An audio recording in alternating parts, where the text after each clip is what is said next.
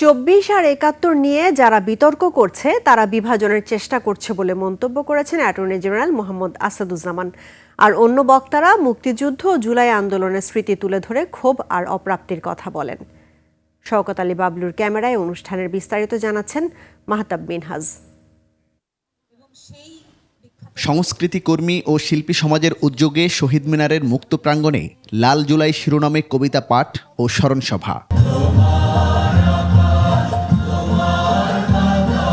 শুরুতেই জাতীয় সঙ্গীত পরিবেশন এবং মাইলস্টোন স্কুল অ্যান্ড কলেজের আহত নিহতদের প্রতি শ্রদ্ধা জানানো হয়। উদ্বোধনী পরিবেশনায় ছিল কাজী নজরুল ইসলামের কামাল পাশা কবিতার কোরাস আবৃত্তি। আলোচনায় জাতীয় কবিতা পরিষদের সভাপতি মোহন রায়হান সাংস্কৃতিক অঙ্গনের লেজুর বৃত্তির সমালোচনা করেন। যখন আমাদের বাচ্চারা একে একে জীবন দিচ্ছে, সেই মুহূর্তে দালাল লেখক কবি শিল্পীরা একটি টু শব্দ করেনি। কথা বলেন মুখের অবয়ব হারানো জুলাই যোদ্ধা খোকন চন্দ্র বর্মন ও অভ্যুত্থানে শহীদ ইয়ামিনের বাবা। আমরা আমাদের রক্ত দিয়ে এই দেশ, নতুন একটা দেশ পেয়েছি।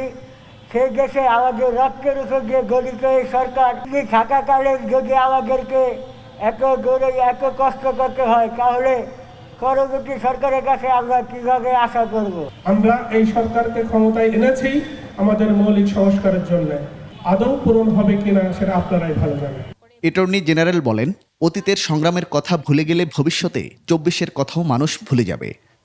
আমরা ২৪ জুলাইয়ের এই সংগ্রামকে ধারণ করি, কিন্তু এই সংগ্রামকে ধারণ করতে যে যদি আমরা আমাদের সংগ্রামের অতীত ইতিহাস ভুলে যাই, তাহলে ভবিষ্যতের আরও সংগ্রাম যে হবে, সেই সংগ্রামগুলো হলো ২৪কে ভুলে যাওয়ার জন্য আমাদেরকে এক ধরনের প্যাসিভ ভূমিকা পালন করবে।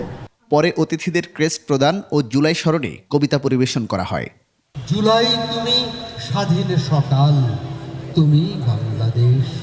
মাহতাব মিনহাজ, ২১ টেলিভিশন, ঢাকা। ইয়ামিনের দেহ